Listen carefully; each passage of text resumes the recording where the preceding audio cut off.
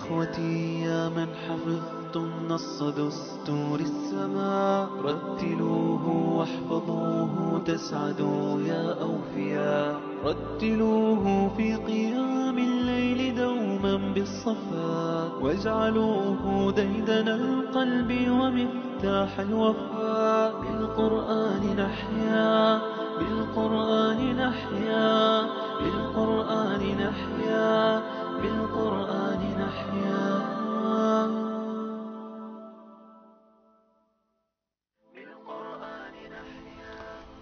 بسم الله الرحمن الرحیم. اللهم صل علی محمد وعلى آل محمد كما صليت على ابراهیم وعلى آل ابراهیم انك حمید مجید و بارک علی محمد وعلى آل محمد كما باركت على ابراهیم وعلى آل ابراهیم انك حمید مجید. عرض سلام دارم و ادب و احترام خدمت همیشه ما خوبان و سروران. امیدوارم هر کجا که هستید در سایه الطاف الله متعال هر لحظه و روز زندگیتون از لحظات و روزهای گذشته آن زیباتر سپری گردد.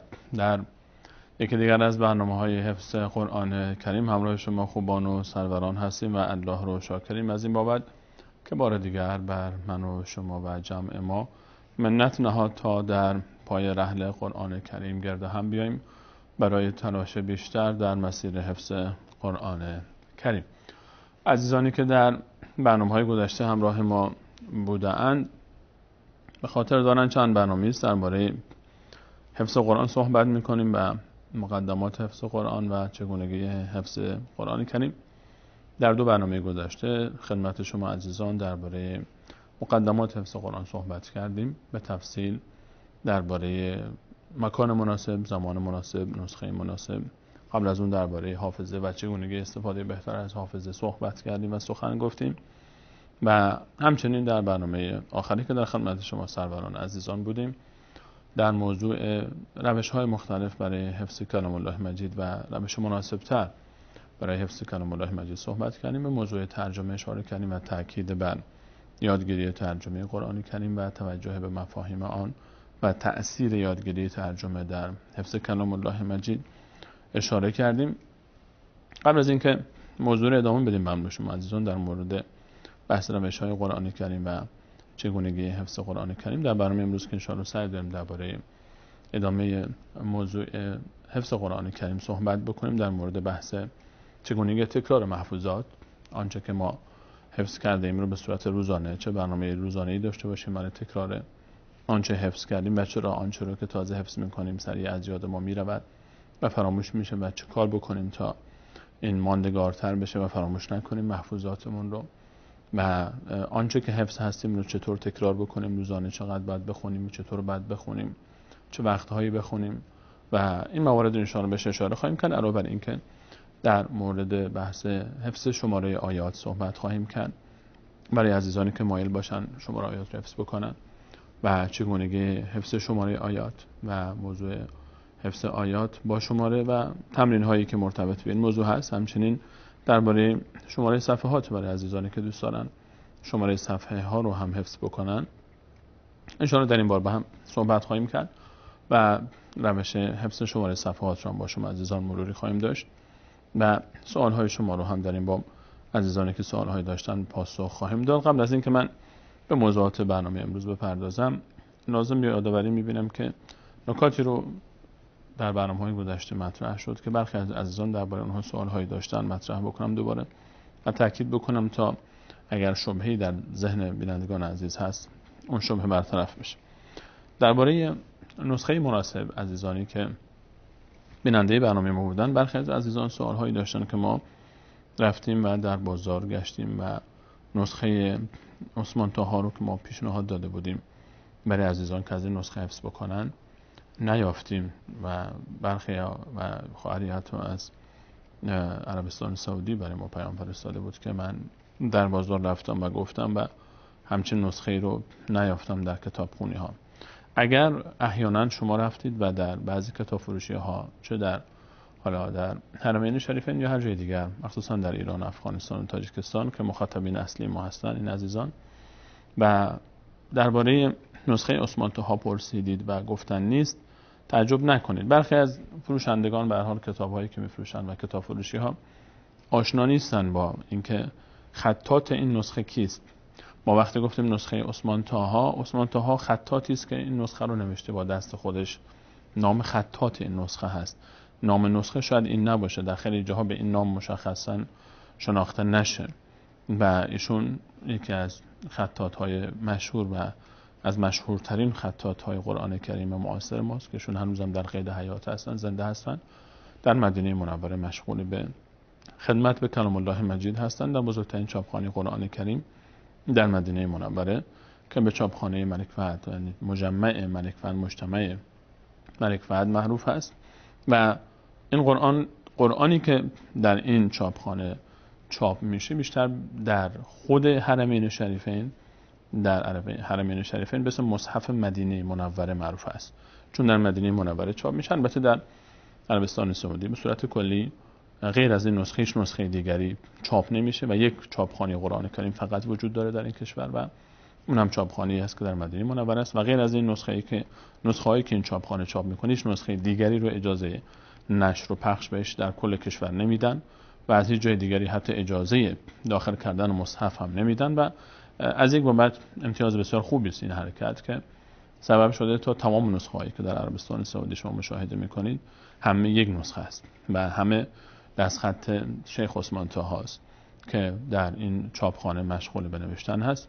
البته این چاپخانه یک نسخه دیگه هم چاپ کرده که خط پاکستانی است، یعنی شکل نوشتهش خط پاکستانی است به خاطر رعایت حال زائرینی که از خارج از کشور، از بلاد هند و پاکستان و افغانستان و کشورهای شرق آسیا که تابع این مکتب مذهبی هستند بیشتر احناف و از این نسخه ها استفاده میکنن و مقداری در برخی از علائم نگارشی، برخی از علائم و برخی از نوشته ها تفاوت داره شکل نوشتنش با خط عربیش، خط عربی که در کشورهای عربی متداول است، خط نسق استفاده میشه و به خاطر سادگی و راحت تر بودن اونها، به خاطر اینکه اونها راحت تر تلاوت بکنن آنچه رو که بلد بودن در ایام عبادتشون در حرمین شریف، نسخه برای اون عزیزان هم چاپ میشه در این چاپخانه که البته اون نسخه فرعی است و به خاطر فقط رعایت حال اونها و در حرمین شریفین فقط در مسجد الحرام و مسجد النبی بیشتر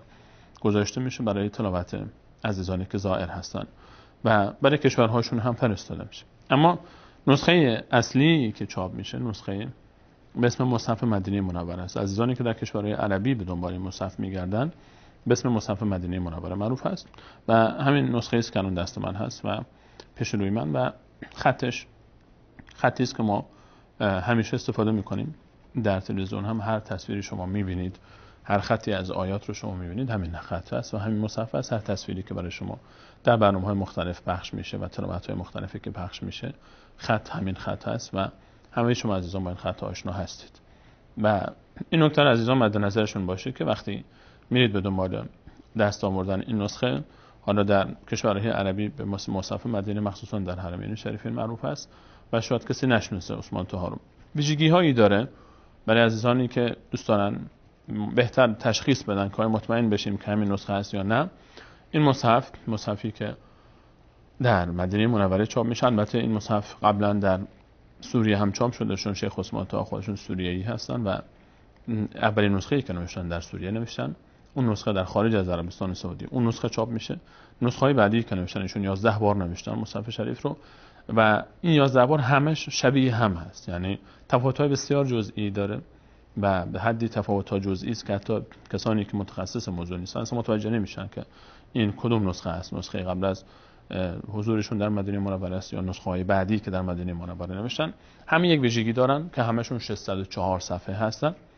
این نسخه‌ای که ما پیشنهاد می‌کنیم 604 صفحه هست.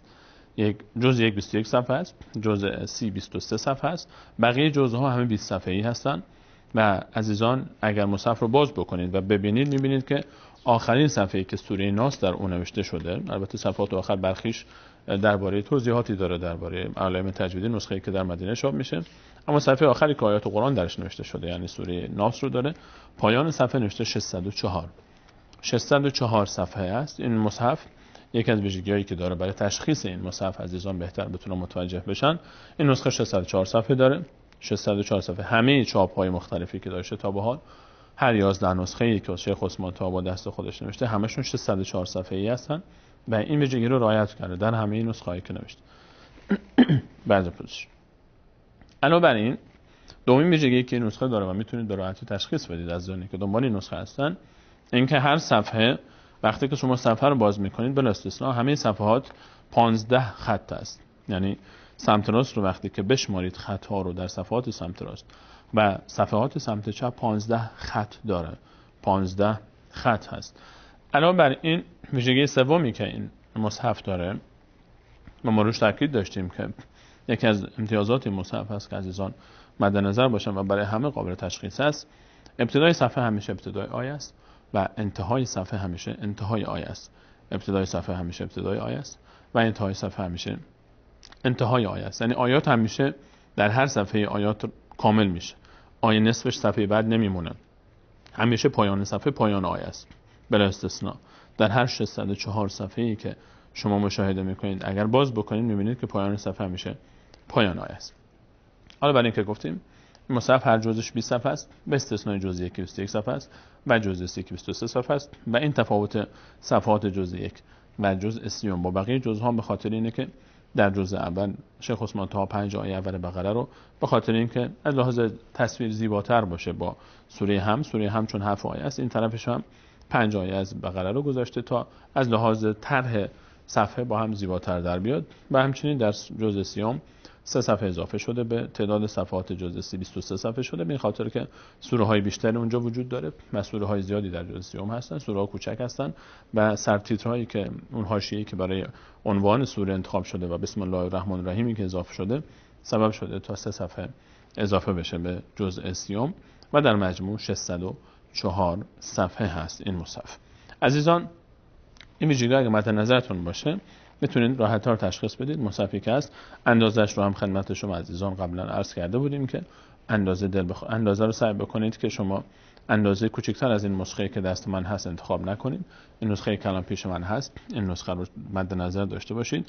من اگر وجب بخوام بگیرم ببینید که یک بند انگشت من اضافه میمونه این مصحف و این اندازه کوچکتر از این استفاده نکنید و بزرگتر از این هم اندازه‌های خیلی بزرگ استفاده نکنید. اندازه‌های خیلی بزرگ استفاده نکنید. من 2 نمونه برای شما عزیزان آوردم تا نشون بدم که بار دیگر عزیزانی که میخوان نسخه انتخاب بکنید مد نظرشون باشه. این 2 نسخه‌ای رو که عزیزان مشاهده میکنید این نسخه الان نسبت به نسخه قبلی این اندازه منظور من هست، این اندازه چاپ، این اندازه رو اگر در نظر بگیرید الان از وجب من 1 وجب هست. از اندازه وجب من 1 وجب کامل هست در حالی که نسخه قبلی که برای شما عزیزان نشون دادم اندازش اینقدر نبود. این اندازه رو الان تفاوتش رو شما کاملا احساس میکنید که چقدر این تفاوت داره. این 2 اندازه مناسب است. هر 2 اندازه برای حفظ کلام الله مجید مناسب است و حالا چه این اندازه که به اندازه وجب من 1 وجب هست و اینی که کوچکتر هست از این کوچکتر انتخاب نکنید. از این نسخه سبزی که دست من هست کوچکتر از این انتخاب نکنید و از این نسخه قرمز رنگی که جلدش قرمز هست از این هم بزرگتر نباشه. این نسخه هایی که مثلا این هم در همون چاپخانه در مدینه منوره چاپ میشه و برای حجاج غالبا هدیه داده میشه. از این نسخه همه حاجیان و عمره گذارانی که میرن به سمت حج و عمره این نسخه رو به همراه خودشون دارن و این نسخه بسیار بزرگ است و برای حفظ مناسب نیست. برای حفظ کلام الله مجید این نسخه مناسب نیست. این با اون نسخه اولی که من برای شما عزیزان نشون دادم تفاوت بسیار زیادی داره. این نسخه بزرگ برای حفظ مناسب نیست. چرا مناسب نیست؟ به خاطر اینکه صفحاتش خیلی بزرگه. شما وقتی که جلوی خودتون باز بکنید این صفحاتش رو این صفحه رو شما نمیتونید به راحتی چشم شما نمیتونه به راحتی اشراف کامل داشته باشه به صفحه. چشم شما به راحتی نمیتونه اشراف کامل به صفحه داشته باشه و چون چشم شما اشراف کامل به صفحه نداره مجبورید که حتما چشمتون رو بالا ببرید یا پایین بیارید یا کلتون رو عقب‌تر ببرید حتی تو کامل تصویر رو داشته باشید. در تصویری که از صفحه در ذهن شما ایجاد میشه تاثیر منفی خواهد داشت. به همین خاطر ما توصیه نمی‌کنیم شما عزیزان برای حفظ از این مصاحف بزرگ استفاده بکنید. و حتی اگر حفظ کردید از مصاحف کوچکتر مصاحفی به این اندازه مثلا یا به این اندازه شما مصاحفی رو برای خودتون انتخاب کردید این 2 نسخه مناسب هستن هر 2 تاشون اختیار خودتون که هر کدوم رو انتخاب میکنید یا هر کدوم که در دسترس شما هستن اگر از روی اینها حفظ کردید و رفتید جایی میخواید تکرار بکنید، نسخه دیگری نیافتین، سعی بکنید حتی الامکان حتی از روی اینها باز استفاده، حتی بر تکرار هم استفاده نکنید، مگر اینکه مجبور بشید در جایی که جایی نیست و آیه گیر کردید نمیدونید که چی بود و شک دارید که چه بود، باز کنید همون مصحف رو و همون جایی که رو فقط شک دارید نگاه بکنید و باز هم دیگه استفاده زیاد از این مصحف شاید تصویر ذهن شما رو دچار مشکل بکنه. پس عزیزان برای حفظ از این دو نسخه حتما استفاده بکنید و نسخه کوچکتر، نسخه جی بی مناسب نیست برای حفظ. بیچمان حفظ نکنید از روش. حالا اگر همراه شما باشه احیانا جایی این نسخه به شرط اینکه نسخه جی بی کوچک هم دقیقاً نسخه‌ای باشه مطابق نسخه عثمان طه فقط اندازش کوچکتر باشه و شما مطمئن هستید که تصویر اون و این یکی است، فقط صفحه کوچکتر است. الان این سه تصویری که پیش من هست هر سه تا یک تصویرن و یک چاپن، اما اندازه‌هاشون فقط فرق میکنه. اگر مصحف جی بی شما هم همون مصحف عثمان طه است و همون خط هست و همون شکل هست و فقط به خاطر اینکه احیانا اگر جای گیر کردید استفاده بکنید مانعی نخواهد داشت، اما اگر از همین هم پریز بکنید باز بهتر هست. همچنین اشاره کردم خدمت شما عزیزان که از صفحات گوشی موبایل و همچنین صفحات تبلت و آیپد و همچنین صفحه کامپیوتر برای حفظ استفاده نکنید. برای حفظ به هیچ عنوان از این صفحات استفاده نکنید. زیبایی مصحف و ارتباط شما با مصحف که باز می‌کنید، صفحات سمت راست و صفحات سمت چپ رو تشخیص میدید، این در حفظ به شما کمک میکنه. وقتی دو صفحه دارید، یک صفحه سمت راست و یک صفحه سمت چپ، این خودش به شما کمک میکنه. گرچه این ویژگی رو شاید برخی از عزیزان بگن خب میشه این ویژگی رو در صفحات مانیتور و صفحات هوشمند هم ایجاد کرد، در لپتاپ یا تبلت مثلا بشه این کارو کرد، یا در آیپد مثلا میشه صفحات رو از بغل بچرخونیم این اتفاق بیفته. ولی باز هم آنچه که شما از مصحف یاد میگیرید و از روی مصحف استفاده میکنید، هم از لحاظ معنویتش و هم از لحاظ ارتباط قلبی و عاطفی انسان با مصحف و هم از لحاظ اینکه شما دقت بیشتری روش میکنید و چشم شما راحت‌تر هست طبیعتاً با استفاده کردن از مصحف. پس حتی امکان سعی کنید از یک مصحف واحد و مشخص استفاده کنید. اینها نکاتی بود که عزیزان درباره موضوع بحث مصحف مد نظر عزیزان باشه. درباره رنگ هم گفتیم که رنگ اختیاری است، به اختیار خود شما. سعی کنید رنگ‌های خیلی روشن استفاده نکنید. رنگ سفید مطلق کل صفحه شاید چشم شما را اذیت بکنه. اگر از مصحف رو باز کنید دیدید که رنگش مطابق میل شماست، مشکلی نخواهد داشت استفاده از اون، هر رنگی که میخواد باشه. و سعی بکنید که مصاحفی استفاده بکنید که در اون ترجمه نداشته باشه، به هیچ عنوان ترجمه نداشته باشه. من نمونه ای از ترجمه ها رو برای شما عزیزان نشون میدم که برخی مصاحفی که ترجمه دارن و عزیزان شاید این نسخه ها رو در دسترسشون باشه و بخوان ازش استفاده بکنن. به عنوان نمونه من این مصحف شریف همراه ترجمه فارسی است که در مدینه منوره باز هم در همین چاپخانه مدینه منوره چاپ میشه و در حرمین شریفین در اختیار زائرین قرار میگیره.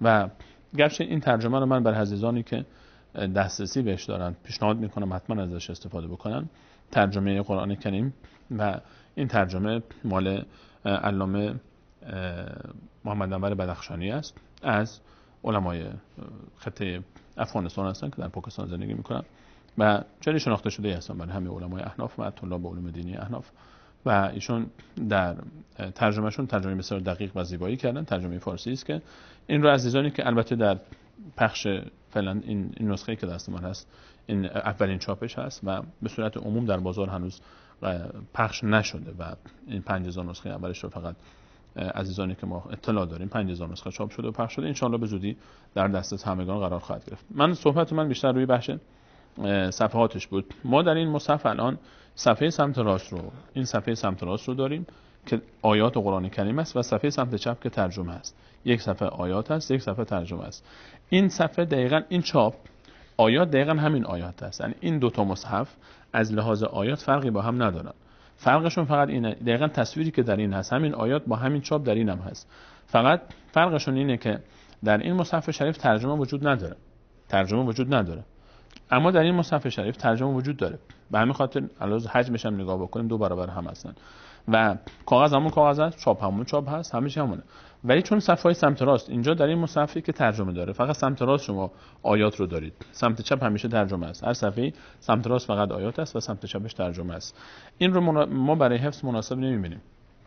از این نسخه استفاده نکنید برای حفظ، چون شما رو اذیت میکنه. شما فقط 604 تا صفحه سمت راست دارید.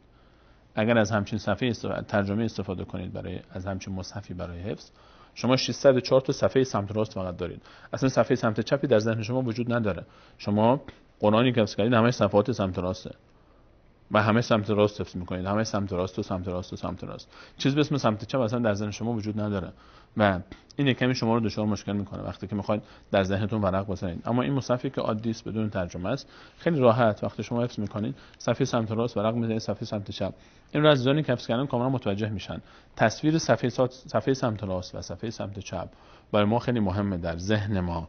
ما در ذهنمون یک مصحفی درست میکنیم از روی مصحفی که پیش روی ماست، که به همین خاطر تاکید داریم مصحف پیش روی ما مصحف مناسبی باشه و یک نسخه واحد باشه که این همین رو ما در ذهنمون شبیه سازی میکنیم با صفحات سمت راست و صفحات سمت چپش.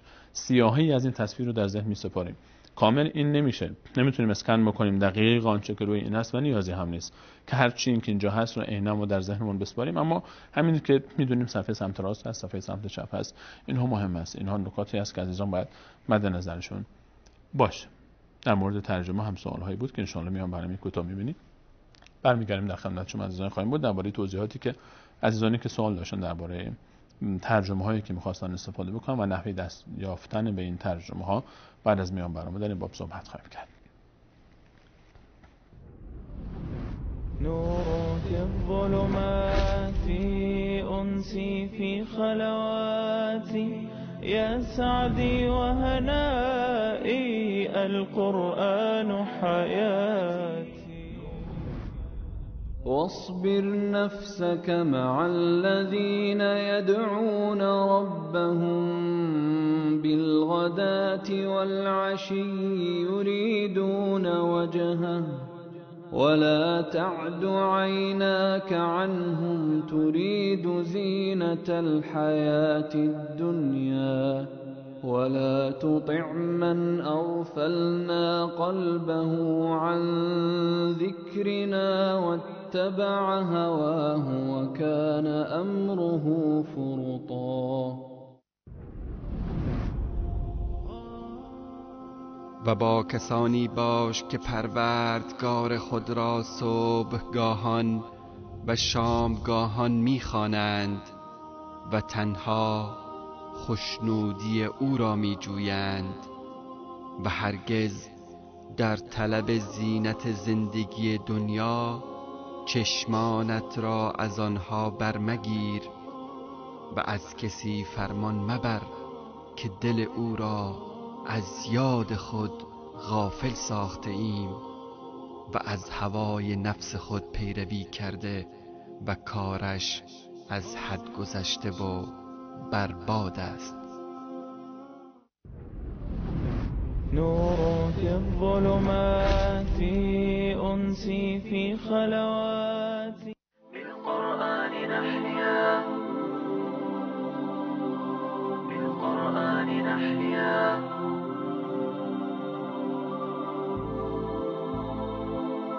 بالقرآن نحيا بالقرآن نحيا. إخوتي يا من حفظتم نص دستور السماء رتلوه واحفظوه تسعدوا يا أوفياء. رتلوه في قيام الليل دوما بالصفاء واجعلوه ديدن القلب ومفتاح الوفاء. بالقرآن نحيا بالقرآن نحيا بالقرآن نحيا بالقرآن نحيا.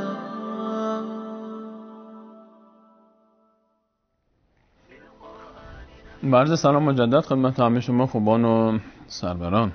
سوال‌های را عزیزان درباره بحث ترجمه داشتن. ما درباره اهمیت ترجمه و تأکید کردیم درباره موضوع یادگیری ترجمه و آشنایی با مفاهیم و عملاً هم در برنامه حفظ قرآن عزیزانی که در سالهای گذشته بیننده این برنامه بودن به صورت مستمر در جریان هستن که ما بیشتر وقت این برنامه رو که حدود 185 قسمت از این برنامه رو در خدمت شما عزیزان بودیم، بیشتر وقت برنامه رو ما اختصاص دادیم به شرح آیات و ترجمه آیات و دروس و عبری که در آیات بوده و ارتباط آیات با آیات، ارتباط بخش‌های مختلف آیه با هم و خلاصه از موضوعات سوره و آنچه که مرتبط است به بحث فهم آیات و معانی آیات سعی کردیم به همراه شما عزیزان با هم در این باره مذاکره‌ای داشته باشیم و تدبر و تفکری.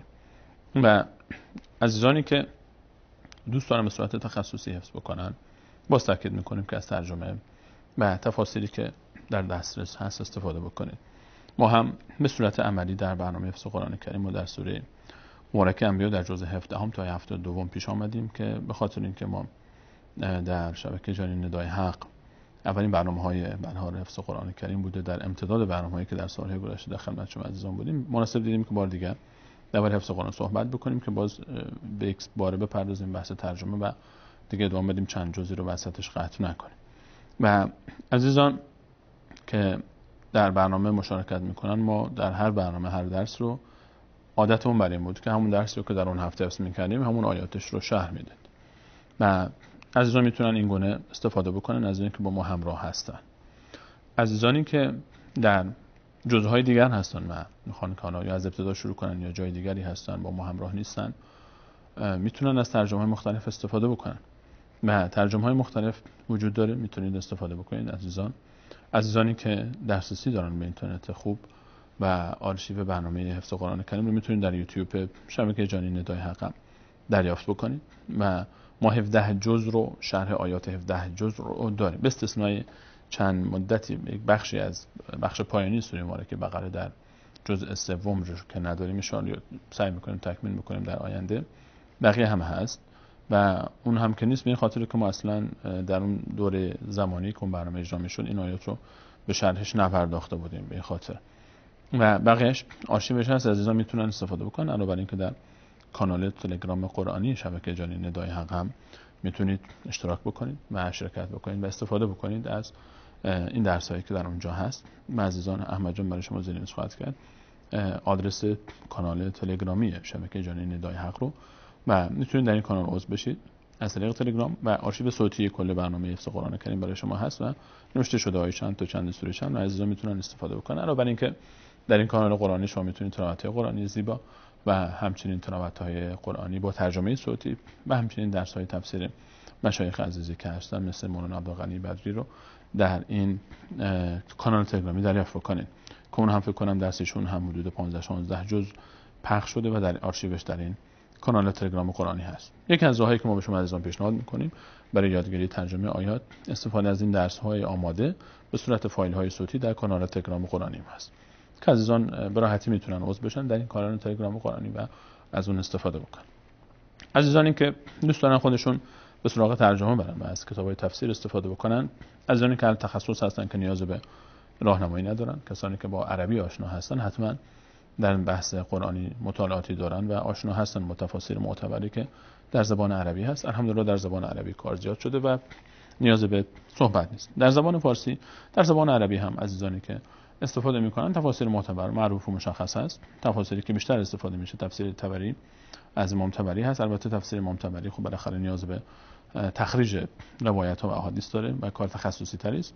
تفسیر علامه ابن کثیر و همچنین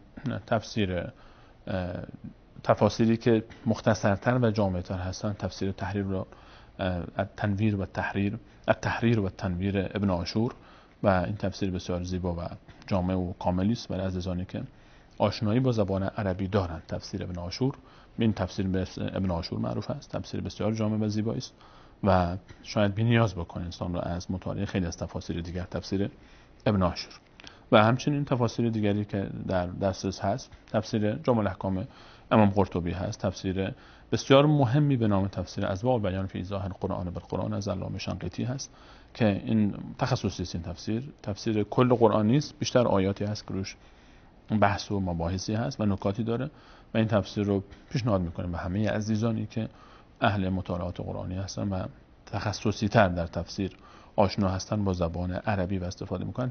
تفسیر شنقیطی، تفسیر اضواء البیان علامه شنقیطی رو حتما استفاده بکنید و ویژگی این تفسیر قرآن با قرآن هست و اینها تفاسیر تخصصی عربی است. در زبان فارسی ما شما در جامعه اهل سنت تلاش هایی شده در زبان ترجمه قرآن کریم و در تفسیر، هرچند که باید اعتراف بکنیم تلاش ها کم هست و میطلبه که بیشتر تلاش بشه و هنوز احساس نیاز شدید میشه در بین جامعه اهل سنت فارسی زبان به تفاسیر متنوع‌تر و همچنین به مراجع.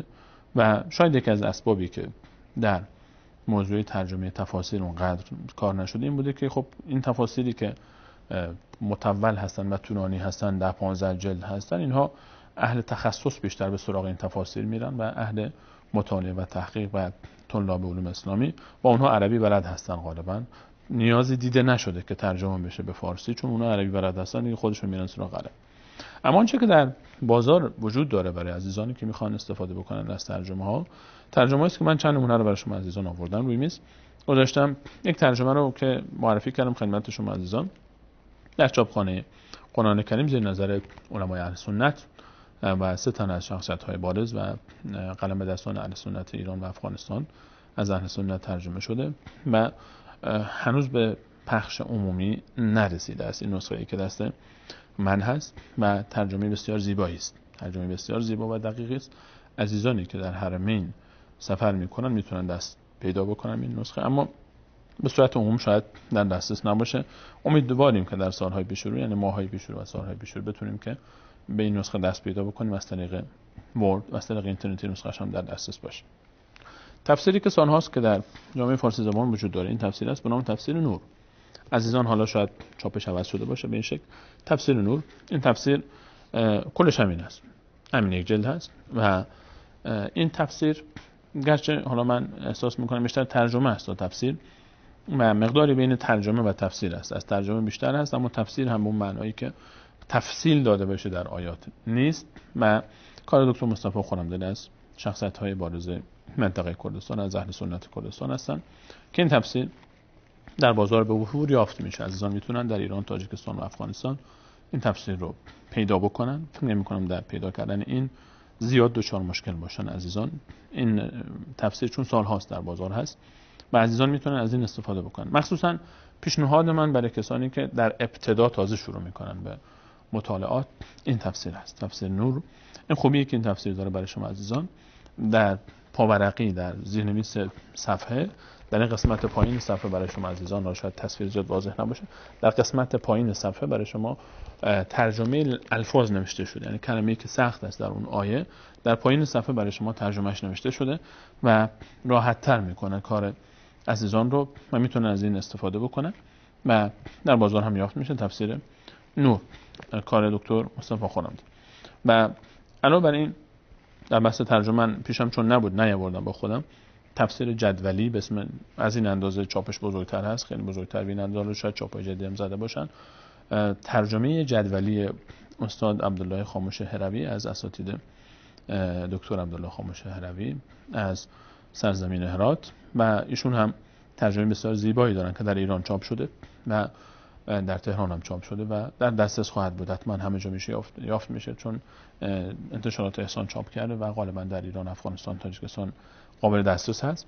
ترجمه جدولی ویژگی اون ترجمه اینه که هر کلمه قرآن کریم رو لفظ به لفظ زیرش به صورت جدولی کلمه به کلمه ترجمه کرده، کلمه به کلمه ترجمه کرده. برای عزیزانی که در ابتدای کار هستن و میخوان شروع بکنن این ترجمه جدولی که فکر کنم یک نمونه دیگه هم جدیداً در تهران چاپ شده، نشر احسان انتشارات اهل سنت تهران چاپ کرده و اون ترجمه هم مناسب است. عزیزان اگه ترجمه های جدولی به این عنوان ترجمه جدولی پیدا کردید از اهل سنت استفاده بکنید. از تفسیر دیگری که در بازار یافت میشه و امیدوارم که یافت بشه، یعنی چون چاپ زیادی در ایران شده، تفسیری است اسم تفسیر راستین. این یکی از نسخه‌هاش از 3 جلده به همین اندازه، 3 جلد به این اندازه تفسیر راستین.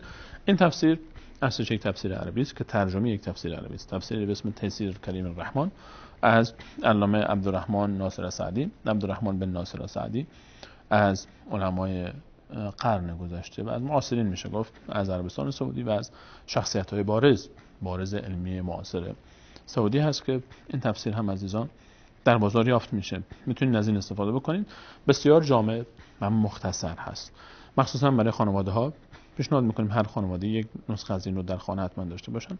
تفسیر راستین 3 جلد هم بیشتر نیست، بسیار مختصر و مفید هست، بسیار مختصر و مفید است. در این ترجمه اون ترجمه رو برادر عزیزمون استاد گمشاد زیدی ترجمه زحمتش رو کشیده، قلم بسیار روان و زیبایی دارن ایشون در ترجمه این کتاب و الحمدلله در دسترس هست و میتونن عزیزان از این استفاده بکنن برای آشنایی با ترجمه و تفسیر قرآن کریم. عزیزان که میخوان کتابی در دستشون باشه، علاوه بر اینکه این دو نسخه هم تفسیر راستین و هم تفسیر نور رو عزیزان میتونن از طریق اینترنت هم به صورت اینترنتی در سایت عقیده، حالا جدیداً اسمش عوض شده به اسم سایت قلم، اگر در اینترنت بنویسید سایت عقیده یا سایت قلم میتونید داخل بشید یا بنویسید تفسیر راستین PDF و یا بنویسید تفسیر نور به صورت PDF. میتونید هم به صورت فایل PDF و هم به صورت فایل برد و نسخه موبایلی عزیزان دریافت بکنن و در اینترنت براشون موجوده، هم تفسیر نور و هم تفسیر راستین. تفسیر دیگری هم چاپ شده به صورت وسیع، به پیمانه وسیع در ایران، افغانستان، تاجیکستان پخش شده، مثل تفسیر انوار قرآن، کار استاد عبدالرؤوف مخلص از رئیس سابق دانشگاه هرات و ایشون هم انوار القرآن اسمش هست، انوار القرآن و فکر کنم 6 جلد هست این کتاب یا 9 جلد، 6 جلد باشه احتمالاً و من این رو فراموش کردم با خودم این نسخه رو در استودیو بیارم. انوار القرآن است اسمش و اون رو هم عزیزانی که در ابتدای راه ترجمه هستن میتونید در زبان فارسی هست استفاده بکنید و اون تفسیر هم به صورت فایل برد و فایل همچنین PDFش در سایت عقیده موجود هست. عزیزان میتونن از طریق اینترنت هم با این نسخه دسترسی داشته باشن. اگر عزیزانی در افغانستان زندگی میکنن و دسترسی پیدا بکنن به این نسخه، این چاپ، این تفسیر اسمش هست اظهرالبیان و چند مدتی است در بازار آمده، حدوداً 1 سال 2 سالی است، شاید بیشتر، من دقیقاً خبر ندارم، ولی خب تازه است، یعنی کلاً حضورش در بازار تازه است. به اسم اظهرالبیان، تفسیر کلام الرحمن به زبان فارسی است، مال شیخ محمد اکرام الدین بدخشانی رحمت الله علیه و من در بین تفاسیر فارسی این تفسیر رو از همه قوی تر یافتم از بین تفسیرهایی که در زبان فارسی نوشته شده. این چاپی که پیش من هست مال نسخه 1391 هست، یعنی حدود 6 سال پیش چاپ شد و این تفسیر 10 جلد است و طولانی متول، یک جلدش اینه، حدود 10 جلد است. البته در ایران فکر نمی کنم به راحتی بشه پیداش کرد، متاسفانه هنوز نسخه اینترنتی هم نداره و عزیزانی که در افغانستان زندگی میکنن میتونن این رو دریافت بکنن و پیدا بکنن. این نسخه رو برای ما عزیزان از کابل آوردن و این نسخه بسیار زیبایی است. تفسیر اظهرالبیان، سبک کار این تفسیر جمع بین منهج تفسیری است که در شبه قاره بوده به اسم علمای 5 پیر معروف هستند. شخصیت معاصر هم ما زیاد داریم از این مفسرین. مولانا نعمت الله توحیدی در ایران بودن، مولانا گرگیج در ایران هستن، محمد حسین گرگیج و مولانا عثمان قلندرزهی، مولانا دامنی قبل از ایشون بودن، خود مولانا عبدالحمید اسماعیل زئی، مولانا عبدالغنی بدری که در تفسیرشون در شبکه جانین داده حق برشون عزیزان پخش میشه و همه از اهل این مکتب تفسیر هستن. مولانا عبدالسلام عابد در کابل که قبلا در تفسیرشون برشون عزیزان پخش میشون و عزیزان دیگری، مولانا عبیدالله شهر هرات که همچنین در تفسیر دارن و شخصیت‌های دیگری که در تفسیر قلم به دست گرفتن و کار میکنن.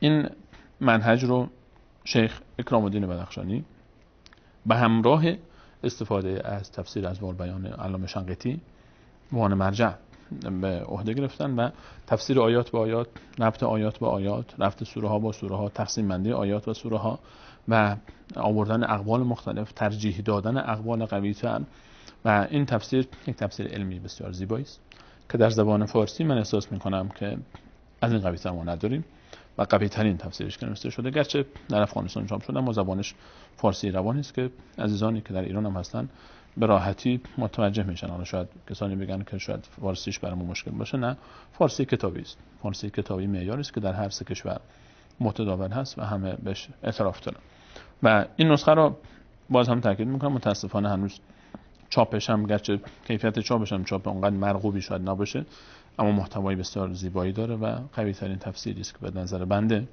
در بین اهل سنت فارسی زبان فعلا وجود داره و عزیزانی که میتونن تفسیر اظهرالبیان فی تفسیر کلام الرحمن این رو دریافت بکنن و مطالعه بکنن.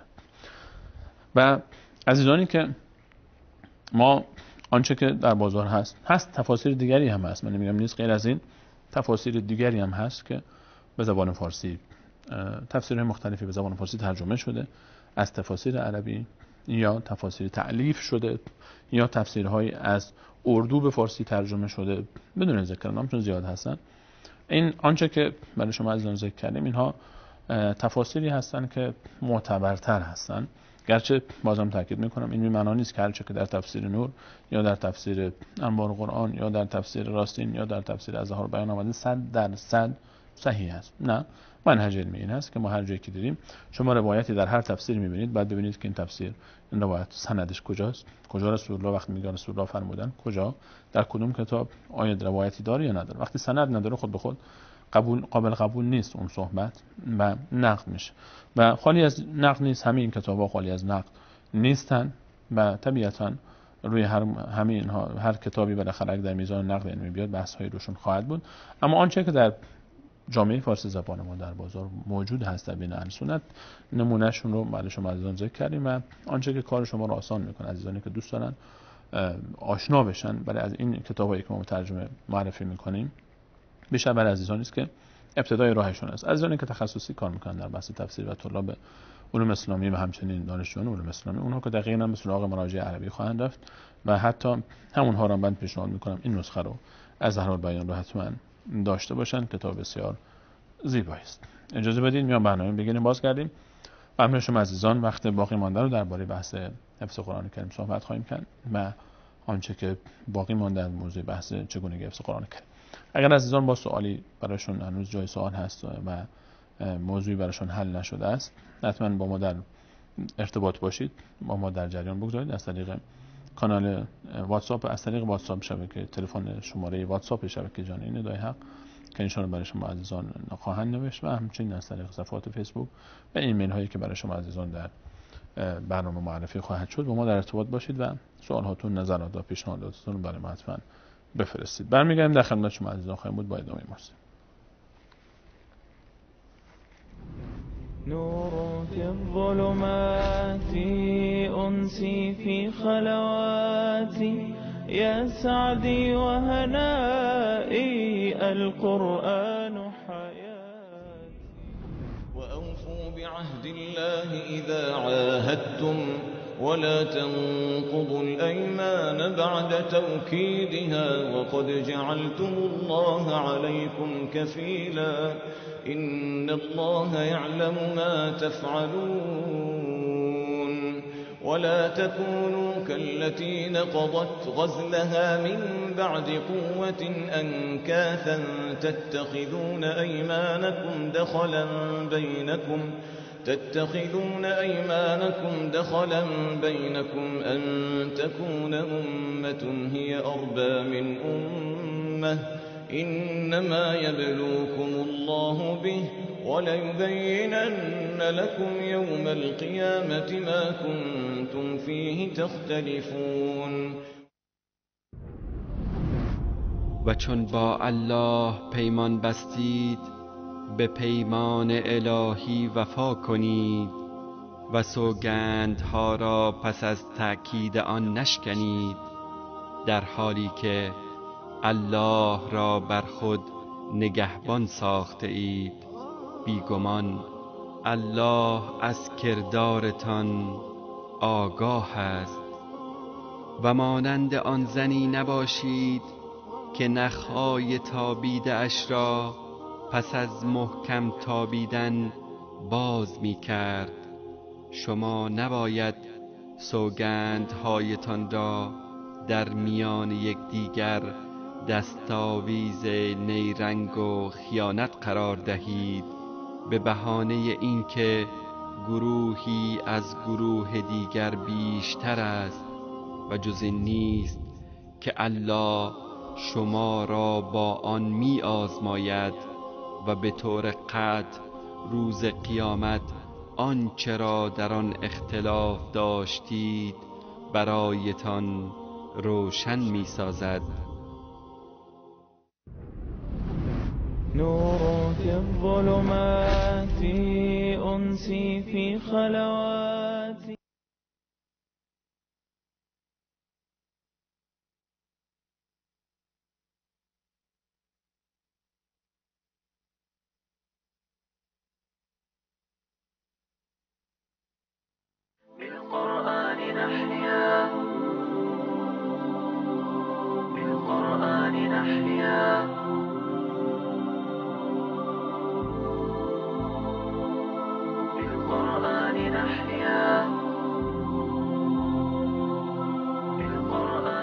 إخوتي يا من حفظتم نص دستور السماء، رتلوه واحفظوه تسعدوا يا أوفياء. رتلوه في قيام الليل دوما بالصفاء، واجعلوه ديدن القلب ومفتاح الوفاء. بالقرآن نحيا، بالقرآن نحيا، بالقرآن نحيا، بالقرآن نحيا.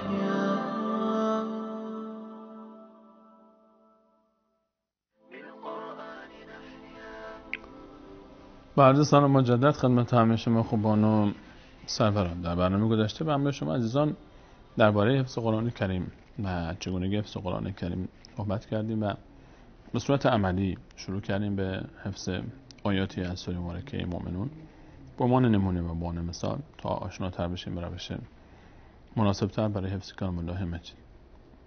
اونچه که در موضوع حفظ نکات مهمی که ما اشاره کردیم این بود که این نکاتی که باید مد نظر باشه، آنچه که باید مد نظر ما باشه و مهم هست بعد از رعایت مقدمات حفظ قرآن کریم از انتخاب نسخه مناسب و همچنین انتخاب زمان مناسب که گفتیم بهترین زمان مناسب برای حفظ قرآن کریم زمانی است که شما علاوه جسمی و روحی در تعادل باشید، برنامه زندگیتون رو نگاه میکنید چه وقتی برای شما مناسب تر هست، اوقات فراغتی که دارید. موضوع حفظ قرآن کریم رو باز تاکید میکنم. عزیزانی شاید فکر بکنن که برای حفظ قرآن کریم باید فارغ بال شد، باید وقت گذاشت. یعنی صبر کنیم، مثلا منی که دانشجو هستم، منی که دانش آموز هستم، منی که کارمند یک اداره هستم، منی که ساعت کاری خاصی دارم، باید سعی کنم تعطیلات من فرا برسه، در تعطیلات شروع بکنم حفظ قرآن کریم. این تصور دقیقی نیست و تصور درستی نیست. این که ما فکر بکنیم حتما برای حفظ قرآن کریم باید فارغ بال بشیم، کل زندگیمون رو فعلا یک چند مدتی فقط یک کار جدیدی شروع بکنیم به اسم حفظ قرآن کریم، بریم یه گوشه‌ای بنشینیم و فقط مشغول باشیم حفظ قرآن کریم، اونم حتما مکان‌های خاصی به اسم شعبه‌های حفظ یا مراکز حفظ قرآن کریم و غیر از این نمیشه حفظ کرد. نه، این تصور درستی نیست. من مخالف این نیستم که کسی بره وقت بگذاره و شروع بکنه حفظ قرآن کریم، خیلی هم خوب هست، مزایایی هم داره که بهش میپردازه میشون، اما همش این نیست. اینطور نیست که کسی که میخواد قرآن حفظ بکنه حتما باید وقت بگذاره بره قرآن حفظ بکنه، بره گوشه‌ای بشینه و خودشو فارغ بال بکنه، همه چی رو تعطیل بکنه، کلا بره گوشه‌ای بشینه یک سال دو سال شروع بکنه حفظ. اگر این کارو نکنه حفظ نمیشه. نه، هر کسی میتونه قرآن حفظ بکنه، هر کسی به اندازه وقت خودش، هر کسی میتونه که هر چقدر دوست داره حفظ بکنه، در هر فرصتی که هست، در هر جایی که هست، در هر شرایط سنی که هست، در هر وظیفه‌ای که هست.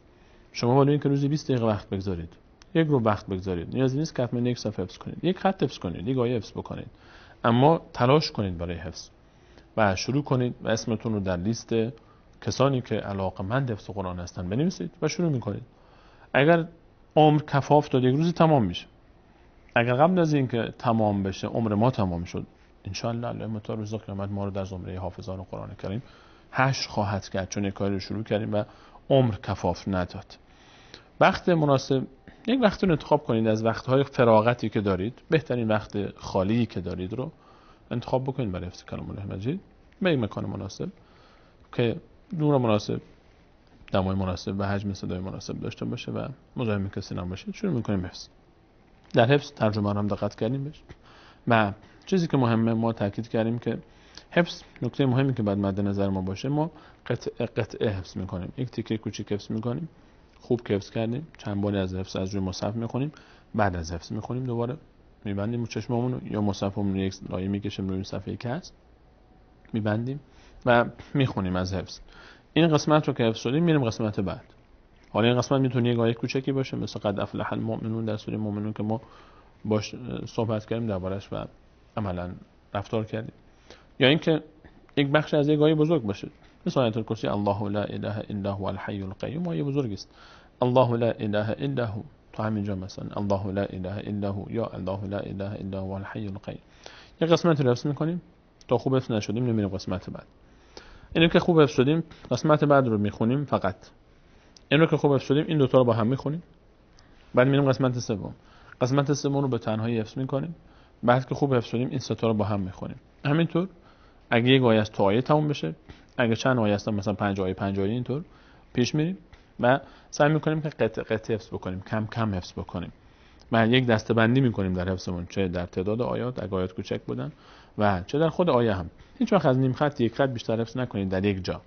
یعنی وقتی شروع میکنید همین الان حفظ بکنید، نیاز نیست که شما مصحف رو باز بکنید و از همین الان شروع بکنید 3-4 خط رو پشت سر هم بخونید، هی 3-4 خط رو هی بخونید که حفظ بشه. یک خط رو بخونید تا جایی که به یک معنایی میرسه، تا جایی که کلمه‌ای میشه، تعبیر کامل میشه، همون رو که تمام کردید، بعد تیکه بعدی نهایتش یک خط مثلا این رو حفظ کردید، بعدی باز این دو تا رو با هم بخونید، باز بعدی باز سه تا رو با هم بخونید و از حفظ میخونیم. سرعت نیاز نیست که حتما سریع بخونید. و یک از بینندگان محترم این سوال رو پرسیده بودن که بچه من در کلاس حفظ از شما گفتید عجله نکنید و کلاس حفظ عجله میکنن و لازم شاید ضعیف باشه مقداری حافظش و نمیتونه به سرعت برسه. این یک از مشکلاتی است که ما باش درگیریم متاسفانه. البته ما در بحث کلاس حفظ عزیزانی که فرزندانشون رو برای کلاس حفظ میفرستن، کلاس حفظ قرآنی هست یا به صورت کلی یک شعبه حفظی در یک مدرسه دینی هست، مثلا شما بچه رو فارغ بال کردید که بره قرآن حفظ بکنه، یا اینکه روزها مثلا بعد از نماز صبح، بعد از نماز مغرب، عصر، عشا، هر وقتی یک وقت کلاس خاصی دارید که به کلاس میفرستید. رفتن به کلاس حفظ، حالا چه در مسجد چه در یک مدرسه دینی یا هر جای دیگر، خوبی هایی داره. من جمله این خوبی ها اینه که کسی که میره به کلاس حفظ و یک مجموعه‌ای همراه داره، ملتزم تره به حفظش. وقتی کار گروهی انجام میشه، انسان رغبت بیشتری پیدا میکنه برای انجامش.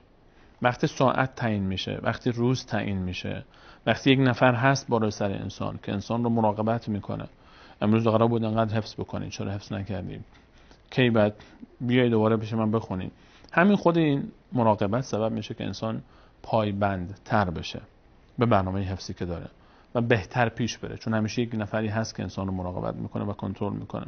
این خوبه. از خوبی های کارهای گروهی در حفظ قرآن کریم، حالا چه به صورت کلاس، چه به صورت یک حلقه درسی در مسجدی یا در یک خانه‌ای، یا اینکه چند تا از دوستان با هم جمع بشن، خودشون مثلا 2 نفر میخوان قرآن حفظ بکنن، با هم دیگه یک وقتی رو انتخاب میکنن در طول هفته 2 روز 3 روز، یا حتی میشن این کار رو از طریق صفحات کرد، از طریق مثلا الان از طریق واتساپ این کار رو انجام داد، یا از طریق تلگرام این کار رو انجام داد، یا از طریق مثلا برنامه‌های مثل ایمو و اسکایپ این کار رو انجام داد. نیاز نیست که شما حتما برای اینکه کلاس حفظ رو اداره بکنید حتما یک جایی به شرکت بکنید. 2 نفر میخوان با هم حفظ بکنن میشینن، ولی اینکه یکی تو این شهر، یکی تو این شهر، یکی تو اون شهر، یا تو خود شهر فاصله ها زیاده، نیازی با هم بشینید. یک ساعت رو انتخاب میکنید، میاد با هم دیگه، میگه آقا فلان ساعت من گوش میکنم از شما، شما از من گوش میکنید، ارتباط میگیرید با هم دیگه گوش میکنید.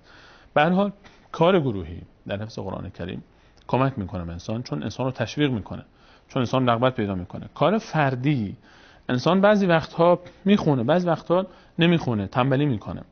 انسان زندگی انسان عادتاً خیلی وقتها وقت انسان به اختیار خودش نیست، اتفاق میفته، مهمانی پیش میاد، مهمانی میاد، انسان جایی میره، مجبور میشه جایی بره، مریض میشه، خسته میشه، خوابش میاد.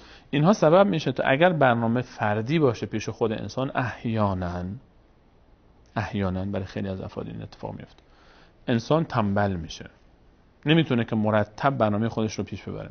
اما وقتی که ملزم به کلاس هست، شما برای درس خواندن حتما میریم سر یک کلاس درسی می‌نشینیم، ساعت درسی داریم، ساعت 7:30 صبح، 8 صبح تا 12 12:30 1 باید هر روز هفته به جز جمعه ها شما باید بیاید، یا مثلا بعضی روز هفته ها، بعضی جاها 2 روز در هفته تعطیل. چرا؟ چون همین التزام به کلاس انسان رو مجبور میکنه. استاد میاد درس میده، میخواد درسش رو. کلاس حفظ، شرکت در حلقات حفظ، زیر نظر یک نفر قرآن حفظ کردن، همراه شدن با یک جمعی در حفظ قرآن، این خوبی ها رو داره. ما رو تشویق میکنه، ما رو بیشتر پایبند میکنه، ما رو بیشتر ملزم میکنه، از وقتهای ما بیشتر و بهتر استفاده میشه، چون جایی برای تنبلی نمیمونه، مجبور میشیم بریم، نریم زنگ میزنه طرف چرا نیومدی، پیگیری میشه، انسان ملامت میشه، دور و بریا توبیخ میکنن بچه رو. این خوبی ها رو داره، ملتزم‌تر میشه، تشویق میشه، علاقمند میشه، حس رقابت ایجاد میشه احیانا. و رقابتی که میبینه همکلاسیش، بچه مثلا میبینه که بغل دستش با این شروع کرده بود الان انقدر حفظ کرده این عقب مونده، این سعی میکنه بیشتر تلاش بکنه. اینها نکات مثبتی هستن. نکات مثبت دیگری هم داره که مهمترینش اینها هست. و در کنارش به هر حال یک سری ملاحظاتی هست که انشاءالله من در برنامه‌های پیش رو درباره‌اش صحبت خواهم کرد، درباره شیوه کلاسداری و کلاسداری ها. احیانا مقایسه کردن شاگردها با هم کار خوبی نیست. این رو بعد استاد کلاس، اون کسی که مسئولیت این حلقه رو، این دوره رو، این گروه رو، این کلاس رو به عهده داره، باید رعایت بکنه.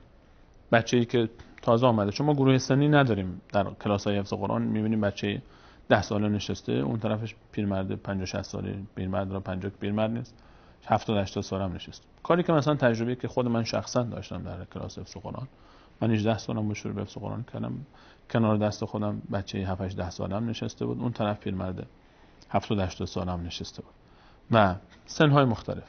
خب انسان‌های مختلف استعدادهای مختلف دارن، توانایی‌های مختلف دارن، نمیشه که همه رو به یک چشم دید. این یکی از نقاطی است که روش ملاحظاتی است که روی یک بعض کلاس‌های حفظ ما هست که ما نمیتونیم که کلاس حفظ ما رو مقداری تفکیک بکنیم، سعی بکنیم کلاس‌هامون رو حداقل دوره‌های سنی براش بگذاریم، از این سن تا این سن در این کلاس، از این سن تا این سن در این کلاس، چون اینها بهتر همدیگر رو میفهمن. یک بچه 7 8 10 ساله هرگز اون جوان 20 25 ساله رو درک نمی‌کنه و شاید اون این رو درک نکنه. اصلا کنار هم نشستن اینها جالب نیست برای یادگیری، چون سطح درسی این، سطح اطلاعات این با سطح اون با هم برابر نیست. روشی که برای این استفاده میشه با روشی که برای اون استفاده میشه فرق میکنه. این ترجمه میخونه، تفسیر میخونه، اون اصلا نمیدونه ترجمه و تفسیر چی هست. اینها مقداری ملاحظاتی است که دربارش باید صحبت کرد، رعایت کرد. اما من فقط به این موضوع میخوام که فعلا الان صحبت بکنم که اگر شما فرزندی دارید، برادرتون، خواهر کوچکترتون، عزیزی از شما دور و بریاتون کلاس حفظ میره، حتما بره. نیاد بگید که خب آقای سلیمانی گفت تو برنامه اینجوری باید بشه، این کلاس حفظ این ویژگی رو نداره پس نرو. نه، اینا باید برن، کلاس باید رفته بشه، حلقه درس باید ملزم باشه، چون اونه که اینها رو ملزم میکنه، اونه که عزیز ما رو، فرزند ما رو، خواهر برادر ما رو، خود ما رو پایبند میکنه. این پایبندی خیلی مهمه، چون کار حفظ قرآن کریم کار طولانی است، یک حرکت طولانی است. ما الان نزدیک 4 سال این برنامه رو داریم، میریم هنوز تموم نکردیم، تازه به جزء 17 رسیدیم و این به معنی نیست که 4 سال طول میکشه. البته کسانی که سر کلاس حفظ می‌نشینن 2 سال پشت سرم، من خودم 2 سال کامل در کلاس حفظ قرآن نشستم تمام وقت و بالاخره اینا همه صحبت‌هایی است که باید مطرح بشه و این التزام خوبه. شما فرزندتون رو بفرستید، ولو اینکه کلاس حفظی که هست از برخورد استادش ناراضی هستید، اگر از فضا ناراضی هستید، اما ما آنچه که مطرح میکنیم رعایتش به ما کمک میکنه تا حفظ ما بهتر بشه، از فرصت‌ها بیشتر استفاده کنیم، استعدادها بهتر شکوفا بشه. اما به این معنا نیست که اگر این موارد نبود نمیشه. نه، آنچه که من اینجا عرض میکنم خدمت شما عزیزان تجربه های من و دوستان ماست که ما در همین کلاس ها بزرگ شدیم. ما بالاخره همین کلاس ها درس خوندیم و همین شرایط درس خوندیم و حفظ کردیم، در همین کلاس ها حفظ کردیم و شد حفظ کردیم. درسته که اگر برخی ملاحظه ها رعایت میشد بهتر بود، اما این معنی نیست که نمیشه. این رو عزیزان تاکید میکنم تا سوء برداشت نشه از صحبت های من که اگر این نبود پس کلا به قید حفظ رو بزنیم. من شما درباره کلاسداری و بحث های ملاحظاتی نسبت به موضوعات شیوه های کلاسداری صحبت خواهیم کرد. کلاس رو ما در حفظ صحبت از اینجا شروع شد که سرعت مهم نیست، کار مهمه و سریع خواندن، چقدر باید بخونه شاگرد، چند بار باید بخونه، اینا همه به خود شخص ربط داره، فرق میکنه از یک نفر تا یک نفر. یکی زودتر حفظ میشه که دیرتر حفظ میشه، حافظه ها فرق میکنه. همونطوری که ما نباید انتظار داشته باشیم که یک بچه 2 نفری که در یک کلاس هستن یکی وزنه 20 کیلویی اگه برداشت پس حتما نفر بعدی میتونه برداره 20 کیلو رو یا 30 کیلو رو میتونه برداره. اصلا جسم های اینا با هم فرق میکنن. کسی میتونه وزنه 50 کیلویی رو برداره، یکی دیگه 20 کیلوییش هم نمیتونه برداره.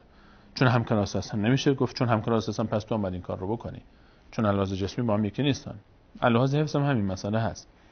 این خواهری که فرمودن من که شاگرد فرزند من شاگرد کلاس حفظی است و ضعیف حفظش و استاد بهش خیلی فشار میاره، خب این کار مناسب نیست. استاد نباید همچین کاری رو کنه. اما باز هم شما ادامه بدید، فرزندانتون رو بفرستید، چون ملزم میشن، چون ادامه تشویق میشن، تشویقشون کنید، علاقه‌مندش میشن و اینها رو، این روحیه رو بهش بدید که خودش رو با دیگران مقایسه نکنه، سعی بکنه که همون چیزی رو که حفظ کرده براش ارزشمند باشه.